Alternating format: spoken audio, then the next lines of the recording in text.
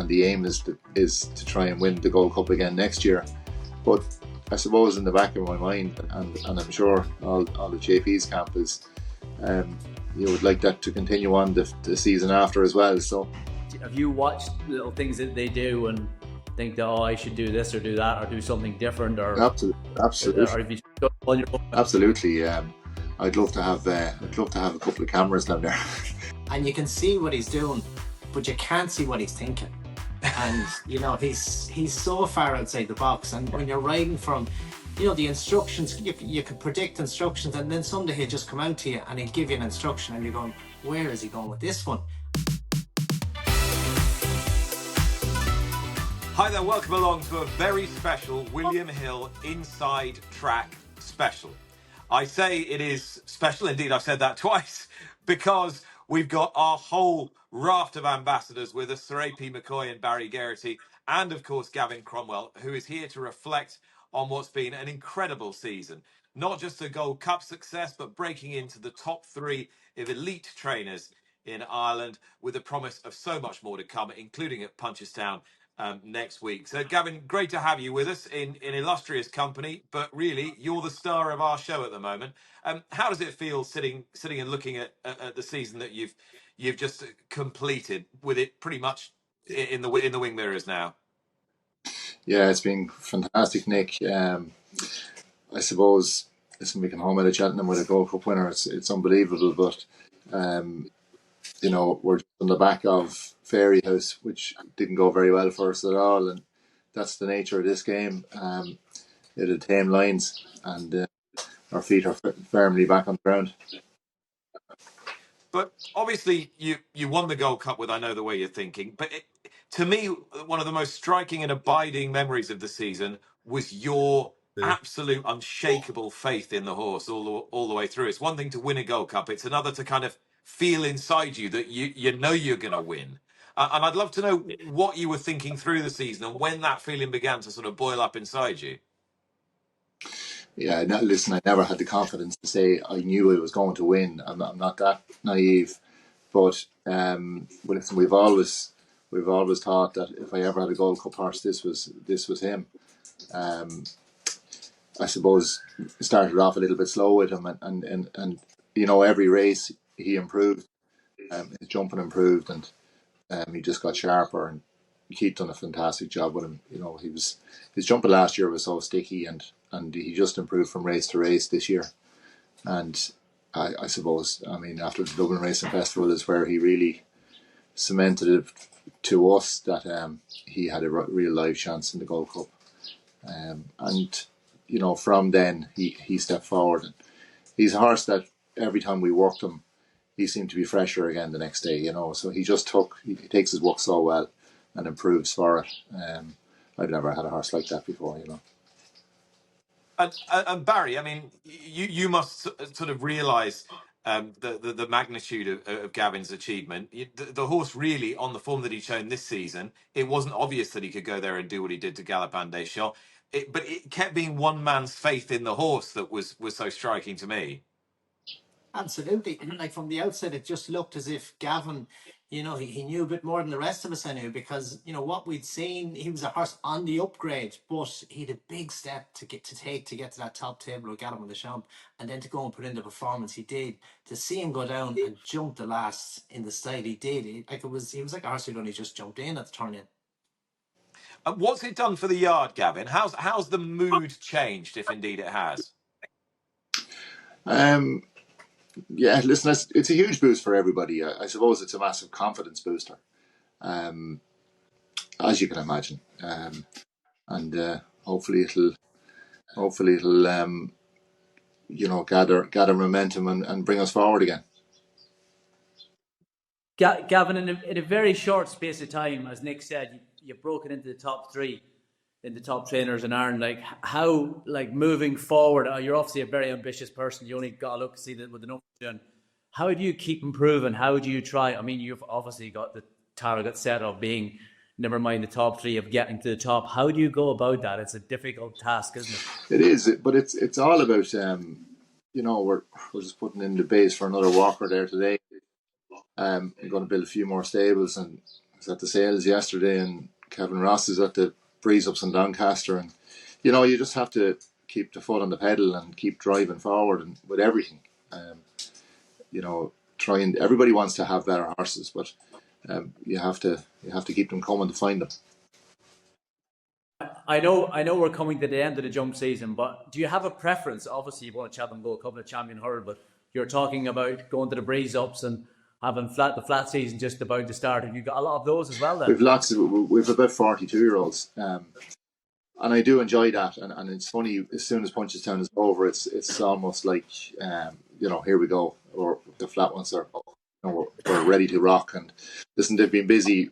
They're in full work, and it is a difficult time to try and to do both. So in a way, we're just looking forward to Punchestown being over, and so we can focus on them.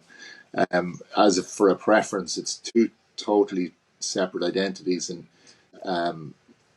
I've said I'd like to be known as a trainer of jumpers and a trader of flat horses, and the majority of the 2-year-olds are trained with the view to trading them on and selling them, and it's a business. Gavin, it's a massive compliment, I think, to any trainer who can conquer Cheltenham and then conquer Royal Ascot as you've done as well. But for Inothewayurthinkin, do you have any plans going forward for next season? Any early season targets? No. I suppose it'll probably be a similar route that it was this year. But listen, we've all somewhere to talk about that, and ultimately it's all going to be about the Gold Cup, and I suppose build towards that. Is he the sort of horse, Gavin, that you think could have a fullish season next season? Is he the sort of horse that you can run a bit, or do you have to mind him? I'm sure he absolutely could, but I suppose he's a young horse that we'd like to think about longevity as well, and ultimately it's the plans are going to be, and the aim is to try and win the Gold Cup again next year. But I suppose in the back of my mind, and I'm sure all the JP's camp is, you would like that to continue on the season after as well. So I'd say for the moment it's all about next year's Gold Cup, and I'm not saying that he can't win any other race in the season, but ultimately that is the target. Why has he changed the game, Willie Mullins? What is it that's changed the game? I don't know. You could put it down to one thing. He just seems to have built up such a team of people and owners, and it just, I don't know, the consistency is unbelievable, and he just keeps managing to get these good horses year on year. And, it's very hard to compete with, but sure, all we can do is keep trying.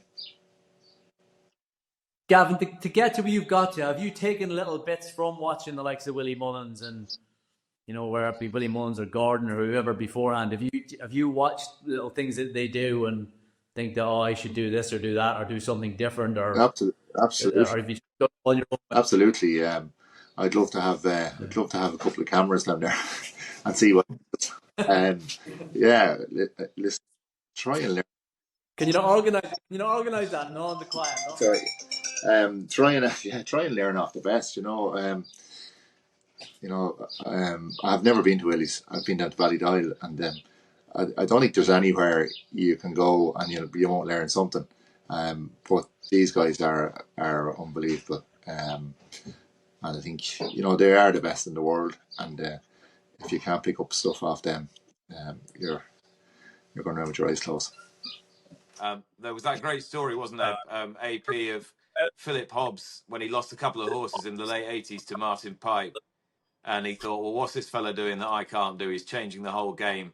So he went down in the dead of night, parked up by the gallop, and drew the dimensions of the gallop on a piece of check A4 paper and went back and recreated it at home. Well, that's the story Sarah tells anyway. Yeah, it didn't do him any harm, and it is actually quite similar, isn't it? And I was very lucky to work for Martin Pipe at that time, Nick. And I think for someone who never had any experience of a horse and that basically went through training a racehorse like an athlete trains himself, and became very scientific about it. And you know, so I for a man that had no experience of a horse at all of any nature, and learned his ways from reading about Emil Zabatek or reading from about different athletes and how they trained themselves. And even to this day, he was going on a cruise 6 weeks ago, whatever. He rang me, did I any good books about vets or doctors that I might not have read? You know what I mean? He was, you know, for an 8-year-old man, he's just like in the nicest possible way, nuts.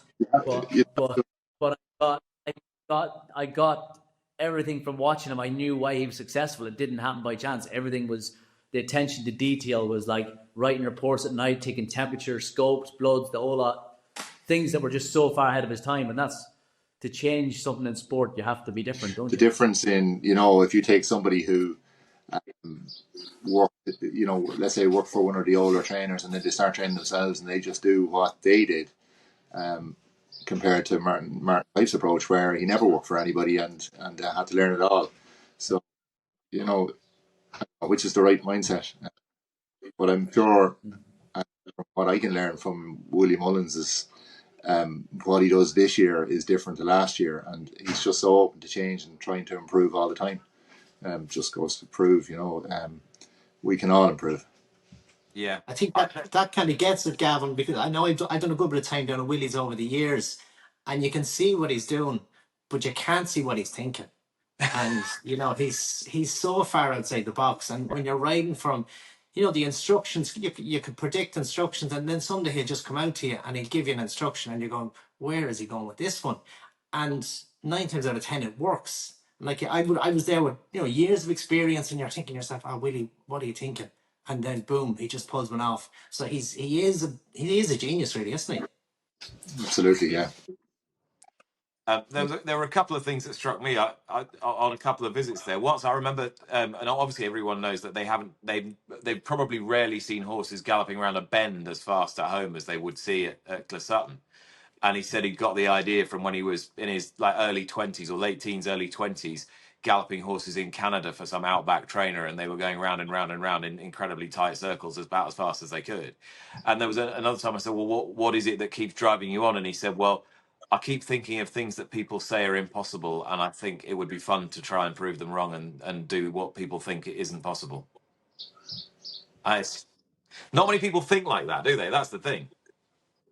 Yeah. Well, he just wants to be different, doesn't he? You know. He's definitely that. And different he is. It's been an incredible end to the season. Thank you to William Hill ambassadors Barry Geraghty, Sir AP McCoy, and of course Gavin Cromwell. And congratulations, Gavin, once again on a great season. Thanks so much for watching this special edition of William Hill's The Inside Track. We'll see you again very soon.